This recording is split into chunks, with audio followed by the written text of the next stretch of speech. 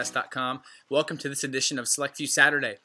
We're going to talk about emotional intelligence today, and when it comes to emotional intelligence, sometimes that matters more than intellectual ability, and emotional intelligence helps you build stronger relationships, succeed at work, and help you achieve your goals personally and professionally. Now, emotional intelligence is the ability to identify, use, understand, and manage emotions in positive ways to either relieve stress, communicate more efficiently, empathize with others, overcome challenges, and diffuse conflict. Now, emotional intelligence impacts many different aspects of your daily life, such as the way you behave and the way you interact around other people, and of course we do that every single day. Now, if you have a high emotional intelligence, you're able to recognize your own emotional state and the states of others and engage with people in a way that draws them to you. And this is one of the most beneficial things you can master and get good at to help you become a better leader. And you can use this understanding of emotions to relate better to other people, form healthier relationships, achieve greater success at work, and lead a more fulfilling life. And it's pretty cut and dry. Either you control your emotions or your emotions control you.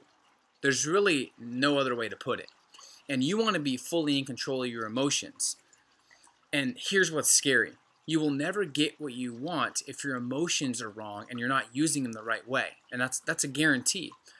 Sometimes when you're a leader, you're paid to manage your emotions. So make sure you're catching yourself basing things off emotions.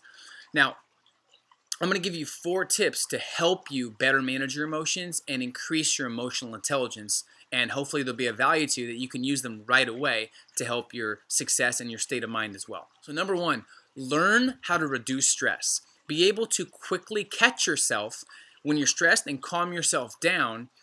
And relieving stress helps you stay balanced, focused, and in control. No matter what challenges you face or how stressful a situation becomes, have a routine on how to handle stress. That's usually where emotional pitfalls come in, is when you're stressed out.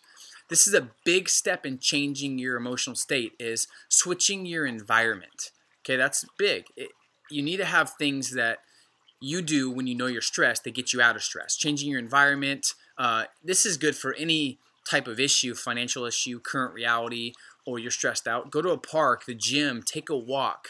Your space and your surroundings at work or home, the places you go, all come together to influence your state of mind and your current emotions. So be very aware of your environments and understand the importance of changing them. So have a routine where you know right when you get stressed out, you listen to music and you go work out, or you talk to a mentor, or you watch a video, whatever it is. But have a routine that you do every time you get stressed out to make sure you don't act out or you respond emotionally versus thinking smartly about what you're saying. Number 2, the 5-minute rule. It's okay to be negative only for 5 minutes. Then get it out of your head. You can scream, throw, kick things for 5 minutes and then forget about it. So many people focus on things they can't change and it stresses them out. Don't do that. If you get emotionally distraught about something or you're stressed out, give yourself 5 minutes and forget about it. And then focus on solutions and move forward with positive expectations. Now, when you become an exceptional leader, they usually have a 5-second rule. They freak out about something. If someone does something to them, they freak out for 5 seconds, then they're back to the right state of mind where they can serve better and be a better leader. Number 3, put yourself in the other person's perspective. Okay, this is big.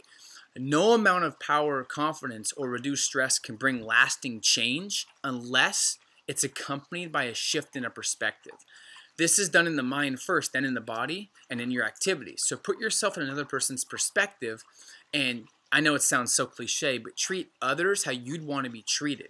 And if you want to resolve conflicts, sometimes you have to be the bigger person and not respond emotionally, but really think things through and think, how is this person feeling? What could I say to make the situation better, right? How can I be the one that's actually leading the way and being more mature and not fighting back or always wanting to be right? And if you put yourself in another person's perspective, it really helps them out or helps you out to build a better relationship. I used to tell my sales team and my sales leaders, we used to have all kinds of people as part of our team.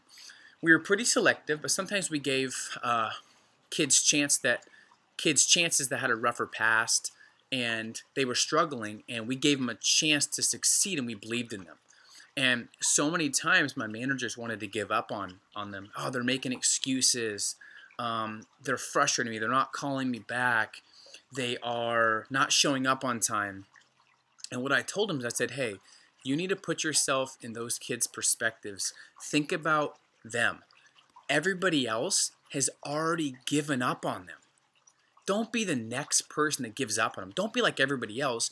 You need to be the leader that actually believes in them, even if they don't believe in themselves. And you have to keep believing in them regardless of what they do, because that's the only way to teach them to be successful at a younger age. And just giving them a different perspective. And they took things personal when they didn't follow the rules or they didn't show up on time. But the reality is they thought about everybody else giving up on them, and then they kept believing in them even when they gave up on themselves. And it helped them become a lot better leaders and develop more people that way. So put yourself in the other person's perspective when you're in an emotional state of mind that's negative. Lastly, number 4, respond with intelligence, not emotion. This is the biggest one. Is this the most intelligent way to respond right now? Am I basing this response off my intelligence or my emotion? And this goes along with not taking things personal. Successful people have a skill called selective hearing, and they don't pay attention to things that hurt their state of mind. Even if someone's rude to them, they respond with intelligence always. And if you want to be an exceptional leader and increase your emotional intelligence, you need to really understand the power of responding with intelligence and coming from a place of wanting to fix situations and caring versus your frustration or your negative emotions, because that's going to help you gain more respect from people around you. Any decision you make based off emotion is usually the wrong decision. Kind of crazy, but it's true. All great achievers and those who are living a world-class life use their intelligence in every decision they make. Okay? So hope these help. I would study these, write them down, and make sure you're increasing your emotional IQ in everything you do, because your mental toughness and your emotional strength is directly proportionate to how well you can be as a leader and how effective you are when you're around a group of people or individually one-on-one. So I hope you got some great stuff. Share your comments below, and share this video if you find it would help anybody you know. Looking forward to the next video, and we'll talk to you guys soon. See ya.